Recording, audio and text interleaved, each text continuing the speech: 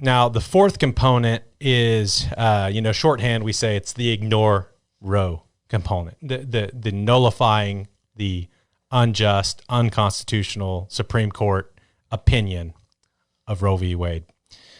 So this is probably, I've never seen an ignore Roe clause in any pro-life legislation. Yeah. Which is interesting because you'd want an ignore Roe clause even in a heartbeat bill or a 20-week abortion bill. You need one because the finding, the finding of Roe v. Wade was that mothers have the right to terminate their pregnancies under the right to privacy, that they have a fundamental right to abortion. And so that's the decree of the Supreme Court. And of course, any bill of any kind that's going to say, no, mothers do not have a fundamental right to murder their children, there's no constitutional right, is going to be at its base challenging straight up Roe v. Wade. It's not going into the reason it's useless without it. Heartbeat bill, whatever the bill, if it contradicts Roe, it's useless without an ignore Roe clause because it's not going to be upheld. And this is something that don't hate the messenger on this, but the court is not overturning Roe anytime soon. And that's actually an episode that we're going to be filming soon, talking about the history of Supreme Court appointments and all of that. But we've got one justice who has ever declared that Roe should be overturned, Clarence Thomas. And we've got 4 others who are appointed by Republicans who refuse to call for Roe to be overturned. Every time Clarence Thomas writes an opinion saying Roe should be overturned, shouldn't have ever been constitutional in the first place. Right. None of the other justices agree with him. None of them. Not Alito, not Roberts, not Kavanaugh, not Gorsuch. And they just had an opportunity, right, with June Medical Services case that was decided this summer. All they had to do is concur. All they had to do was say, I agree with Clarence Thomas. And they didn't. Right? So you've got one justice who is on record saying Roe should be overturned.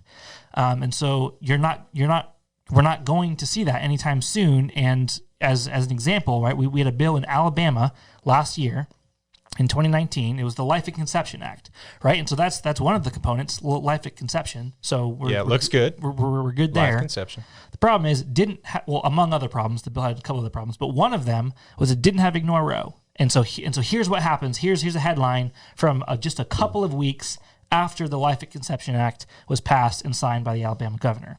Here's a headline. Planned Parenthood builds Alabama clinic despite abortion law. I'll just read a little bit of an excerpt here. Planned Parenthood is building the stage for another possible fight over abortion in Alabama, a large women's clinic that's under construction despite the state's passage of a near total ban on abortions. A spokeswoman for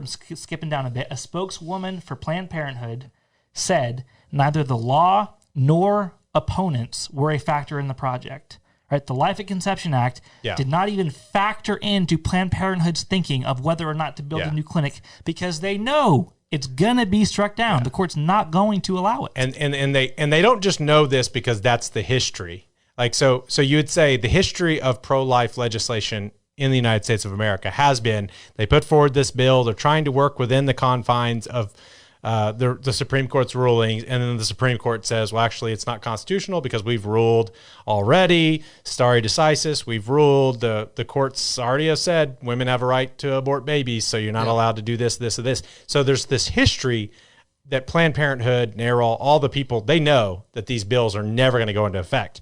But in Alabama, in particular, this is a bill that does, just to make sure people understand, it's a Life at Conception Act. It says, abortion is going to be banned in Alabama from the moment of conception, and it doesn't even include any exceptions for rape and incest.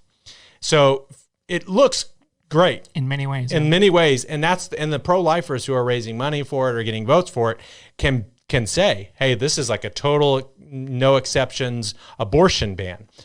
But the sneaky thing that they did is they actually write into the law that we are not going to nullify Roe. We're not going to ignore Roe. We're not going to defy Roe. In fact, we are going to comply with Roe. So nothing in this bill. So you have the actual language. This is from, HB 616 in Alabama. Yeah, HR 616. Or HR. Yep. And so So this is talking about a previous portion of Alabama code that has not been repealed. So it says, this state statute criminalizing abortion, section 13A, 13-7, Code of Alabama 1975, has never been repealed. Yep. But it has remained unenforceable as a result of the U.S. Supreme Court decision in Roe v. Wade. And so literally in the bill, they're saying something is unenforceable, like the protection of human life. We cannot enforce the laws protecting human life because the Supreme Court says we can't. Yeah. Now, I would say even worse than the bill itself was the statement that Alabama Governor Kay Ivey put out the day that she signed this bill. Yeah, so she was hailed as this pro-life governor who's signing this bill to criminalize abortion, to ban abortion. And so she's involved in the process. She's talking to the legislators, the lobbyists. So when she signs this and the big pictures are being taken, immediately she knows to write this is the following day. Yeah, so she writes, to all Alabamians, I assure you that we will continue to follow the rule of law. No matter one's personal view on abortion, we can all recognize that at least for the short term, this bill may be unenforceable. As citizens of this great country, we must always respect the authority of the U.S. Supreme Court. Yeah. So we banned abortion. We criminalized it without exceptions from the moment of conception, but we're not going to enforce it because we think that the more important thing to value here is submission to the Supreme Court. Right. This is the thing. This one was the first one I got as far as the abolitionist points. I think 5 years ago I posted something on Facebook about how we needed to defy Roe and all that. This is the first one. It seems so self-evident to me. And then they go and they write these things and they pretend like they're going to do something, and there's no teeth behind it at all. Yeah. And it's like examples of nullification are all over the streets here with all the marijuana places, but for whatever reason, we're submitting ourselves to this kind of nonsense. Yeah. And it's because you have some other people criticizing it, someone saying, well, what are you going to disregard the Supreme Court? And it's like they rush to say, no, we're not going to do that because we believe in the rule of law. Well, actually, we believe in the submission to unjust rules and decrees. Mm-hmm. We don't believe in the rule of law because that would be Lex Rex or whatever. That would be like that law is king, right, and that the Supreme Court itself needs to be overturned because it's not lawful. Yeah, this is an important point, and this first sentence I read from Kay Ivey's statement makes me really, really mad. So she says, I assure you we will continue to follow the rule of law. Right? That's the claim. The reality is that Kay Ivey and any pro-lifer, anybody who thinks they should submit to Roe does not care for the rule of law. They spit on the rule of law if they think that Roe v. Wade is something that we should respect. Yeah, we've got moral anarchy right now. If you don't defy Roe, you are submitting yourself to moral anarchy and legal anarchy. Like the Constitution says one thing, Roe says another thing, and they are completely disregarding the Constitution over Roe. These constitutional conservatives that are so concerned about it. But it's like, no, you're not concerned about the Constitution. If you're going to listen to Roe, you don't care what the Constitution has to say about the protection of innocent human beings. Yeah. Right. The actual law says that no state may deny to anyone the equal protection of the law. That's the actual law that needs to be respected. The law of the land. The Constitution says that. Right. Roe is in contradiction with that. Yeah, it's unconstitutional. And so what you've got is the law, the actual Constitution on one side, and then, this is a point that we talked about a lot last week, but the law of God, God's word on one side. You've got the Constitution and God's word on one side, the actual law, and then you've got a court opinion on the other. the decrees of 9 unelected, lifetime lawyers. Yeah, the arbitrary and unabashedly wicked. Yeah, it's like I will submit to man and man's decrees and not follow God, which is like a big fundamental problem. But what's crazy is you will actually talk to the pro-lifers. I've done this, to guys like Greg Treat and say, well, okay, so you're saying that abortion is constitutional. And they'll be like, no, I'm not saying abortion's constitutional. You're like, well, what are you saying? It's like, well, we're saying that the Supreme Court has said that abortion's constitutional, and that we can't nullify. Well, like, what happens whenever you, as an elected leader in the Senate, legislator here, believe that the Supreme Court has made an unconstitutional opinion? How do you check them on that? And should you check them on that? They fall back and they say that they're the arbiters of what is and is not constitutional. And so they just totally leave that up to them. And they're never, as you started out, they're never going to just like wake up, like they wake up in the morning and they like put on their black robes and they're like, what are we doing today? I don't know. Let's repeal Roe v. Wade and the 37 decisions that we've held. This is not something they're going to do because they'd have to admit that they ruled unjustly and they've upheld unjust, unconstitutional laws this entire time. And why would they do that? Every legislator, certainly the conservative, pro-life side, says we are not going to do anything that goes against your rulings. And, we will submit. They don't just say this rhetorically. They say that in their own laws, their own defenses of their own laws. Yeah. Which I might add that you could actually say, well, what if the Supreme Court said that men have the constitutional right to rape children? Would you just go along with it? They're always like, no, I wouldn't go along with that. By this logic, yes, you would. You'd have to. You would. And they say they wouldn't, and then they're like, no, I wouldn't. But right there, they've just betrayed their ageist, dehumanizing ways. Yeah. You're not allowed to rape children, but I would stand up and nullify it, but I won't if you're talking about murdering them. Yeah. So even with like gun rights and stuff like that, if you had the Supreme Court saying we're going to take away your right to bear arms, there wouldn't be no obedience on that. Oh yeah, they know. It shows how like scandalous the fact that we won't ignore Roe is. Yeah, you can kill your children, you can murder your baby, and we will not ignore Roe. But if you take from us something like our firearms, which is an important right, it is an important right. It's not a genocide against preborn babies, and we're not willing to defy for that. Right. That is insane. The pro-gun lobby says, from my cold, dead hands. From my cold, dead hands. The pro-life lobby says, unconditional, you have our unconditional submission no matter what, no matter what murder you command our states to allow. Yeah. We unconditionally submit. Let us assure you. Yeah. And of course, we have the same thing. We don't have to go into detail on it, but Senate Bill 1721, Bullard's bill that was actually written as a sort of antithesis to Senate Bill 13, sort of put forward as a substitute bill. I remember back whenever Bullard was going to support Senate Bill 13, he wanted the 10th Amendment to be in there. He wanted, I want the 10th Amendment to be specified in there. And of course, then whenever whatever backroom conversation he has that makes him go anti-abolitionist, he does put, whenever he writes Senate Bill 1721, he does put the 10th Amendment in there, but he does an interesting thing. You have the language there as well. You can read it, so I'm not misrepresenting it. Yeah, this is a pretty crazy one. So this is a bill. It's actually very similar to the Alabama bill that we just referenced. So I'm just going to read a portion from Oklahoma Senate Bill 1721. So it starts off really good, again, like the Alabama bill. Consistent with Amendments 5 and 14 of the United States Constitution and pursuant to powers reserved to this state by Amendment 10 of the U.S. Constitution, the laws of this state shall be interpreted and construed to acknowledge on behalf of the unborn person at every stage of development all the rights, privileges, and immunities available to other persons, citizens, and residents of this state.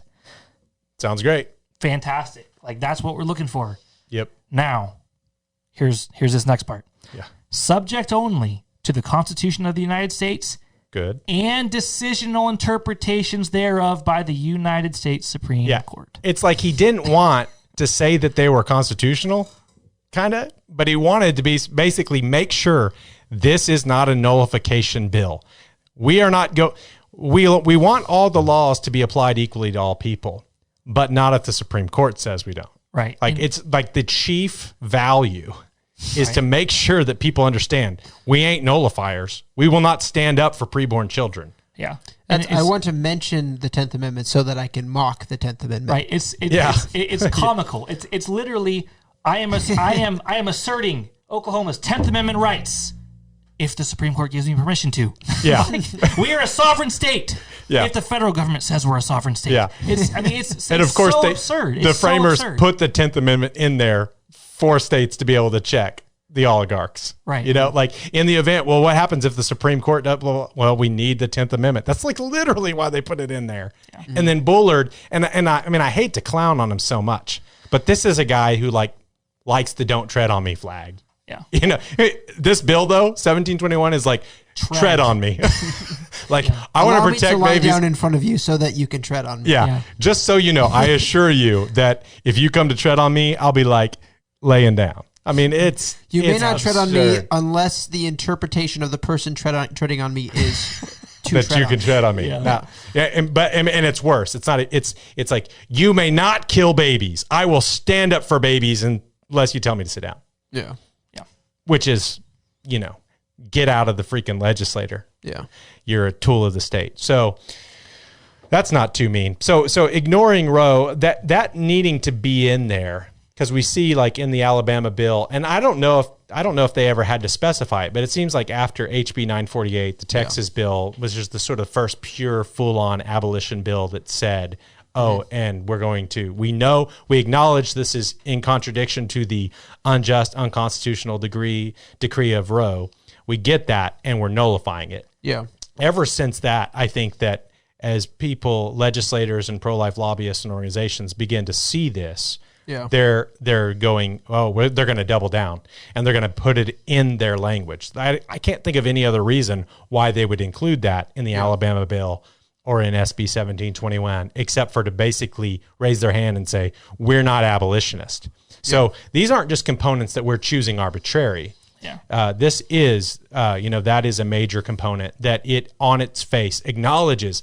And, Senator Greg Treat will be like, I want to protect babies, but I will not nullify. Yeah. He's like anti-nullification. I will not stand up for preborn children. Well, one other point that's important to get back to here, I think, is the one that Sam brought up about how this is really a self-evident thing, right? The idea that when some authority tells you allow mass murder in your jurisdiction, the idea that you should say no, right? That you should defy or ignore, whatever you want to call it, that you should push back against that.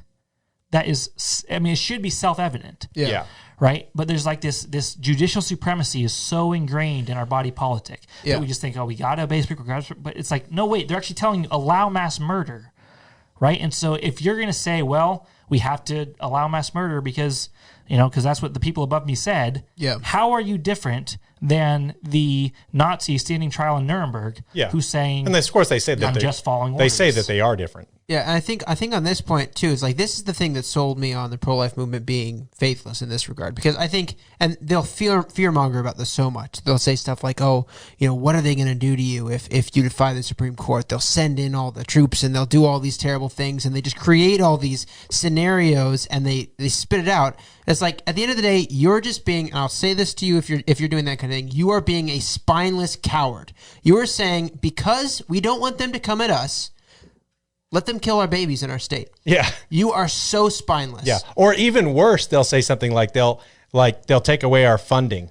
Yeah. You're like, wait a second. That's the Abby Johnson thing. Yeah. Abby Johnson's like, well, we can't criminalize abortion in Texas because that'll cost us economically. It wouldn't be pro-life to abolish abortion because we'd lose funding for our roads or something. Our schools, hospitals, roads. Yeah. And you're just like, can I point out the fact that you're basically saying that I want to be known as pro-life, but not if it costs me anything? Yeah. I mean, it's horrible. There goes all of your moral credibility. Like here you are saying, this is a Holocaust, this is a genocide, this is murder. I'm not going to defy you because you might take away our funding. Yeah. Like get over that. But it is so cowardly. But they're betraying their main thing. You turn around and say, well, so what do you want? What do you want the federal government to do? Yeah. To defund Planned Parenthood. Yeah. Which is a tremendously weak sauce. Total. It's a total and they don't ineffective, even demand that inadequate. too. Yeah. They don't. Well, they just want them to. They want them to stand on a podium and bang on it and say, and I'm going to defund Planned Parenthood in my second term or whatever. They want you to make promises about defunding Planned Parenthood and then never do it. But it's because they want to keep their own wallets clean. Don't spend my tax money, because it is all this selfish, me-centered, humanist thing. Now, if they were basically going to take the abolitionist position and they say, okay, here's the deal. We think that all human beings should be protected by our laws, treated equally, and there should be justice, all this kind of stuff. And in the event that the Supreme Court says that it's okay, well, the Supreme Court can pound sand, and the Supreme Court can send their army if they want. And someone says, well, so you're wanting this this conflagration. You want the Supreme Court. Like, what if they're going to come here and fight you and force you to kill children? The right answer is that will be on them. Mm-hmm. Right. And this is something that Wesley Thomas, actually, of Abolish Abortion Texas, he said it really, really well at the recent Texas Republican Party convention, where they were trying to make abortion's abolition a legislative priority, and they succeeded. But in his testimony, one of the things he said was, if we're not willing to put ourselves between the federal government and the preborn children who are being murdered, if we're not willing to interpose for them, we're asking them to lay down their lives for our own comfort and security, and financial well-being. Yeah, and why are you even pretending to be pro-life even? That's one of the things J.J. Francis always says, our friend J.J. Francis, the esteemed reporter. He always says things like, oh, you guys mortgage your house or something like that every single time this comes up. It's like as if millions and millions and millions of dollars haven't been spent on all these pro-life regulations over 4 decades. But beyond that, it's like, if you're saying my finances are more important than preborn children in your state, how low is that? Oh, I know. He's just revealing the state of his own heart. But I looked at that comment and I'm like, it's not really even worth responding to, because this guy's like, probably, I don't know anything about this guy. He seems really immature and messed up in various ways, and I don't really want to get into it. Yeah. But it's kind of like grabbing a dog by the ears sort of thing. But I looked at that and I'm like, honey, would we mortgage our house to help pay for it? Okay, yeah, we would. What's the issue here? Like, shouldn't we all basically die to ourselves for our neighbors? Again, this is a Holocaust. Yeah. Like, that is what we're... And Holocausts go on because people have this view, this worldview, and this view about themselves. Right. Like, whenever the Jews were being taken off the streets, the reason people didn't do anything about it is because they were concerned about what would happen to them. Mm-hmm. Yeah. So we could probably do a whole episode, of course, on any one of these, but on the ignore row, it's just such a defining thing. Yeah. Like, in a sense where if you have everything else and you don't have this, your bill, as good as it might be, is going to run into this. Now, you could have a bill that doesn't have it explicitly put in there, but you're prepared to explicitly ignore Roe, and that's why you're writing the bill. Right. So that could be seen, but I think in a culture that we have where we believe that the law is a tutor and all that kind of stuff, better to have it in there. Right. If you have a bill that's great in every other respect but doesn't have this one part, this doesn't have this ignore Roe part, one, you're opening up the door for Planned Parenthood to come start to build a Planned Parenthood facility. Looks at the bill and says, right, well, they're not going to ignore Roe, so let's just go ahead and start a new, let's build a, state-of-the-art abortion mill. Right. Mm-hmm. And then even from an abolitionist perspective, you could say, well, should we still support a bill even if it doesn't have that one part, if it's good in every other way? And it's like, well, maybe, you could make the argument that, well, the governor and the attorney general and whoever should enforce it, even if it doesn't say it in the bill. Yeah. But the fact is, if you don't have it in the bill, you're leaving that up to their interpretation. And then it's just a he said, she said, who wants to interpret it. Yeah. However, should we interpret this to mean subject to the Supreme Court or subject to the 14th Amendment of the Constitution, or, how are we going to interpret this? If you don't have the ignore Roe in there, it's just up to whoever's interpretation. Yeah. And so it's very important that it's in there. When you have it in there, people know, the governor, when it gets to his desk. So let's go all the way back. When you have it in there, the legislators know, I am literally saying that I am willing to uphold the principles of the Declaration of Independence, the law of God, the Constitution rightly interpreted against this unjust decree. I know what I'm doing. It's for protecting children and establishing equal justice in Oklahoma or whatever state you're doing it. That's what I'm voting for. And then when it goes onto the governor's desk, he's signing, I'm going to nullify Roe. I'm going to be the governor of the state that says, as for within our borders, we're not going to protect the right to murder humans. We hold the right to life here. Yeah. And it's really significant at that point, too, because every legislator in the state house is saying to the governor that this is something that they should do. Yeah, the people are behind this. We're behind this. Sign this. Yeah. So it's way more likely that he enforces it. Now he still has to enforce it. Mm-hmm. There's still that thing. Right. And so the people are behind him, the legislature's behind him, and he's behind it, and then we have it.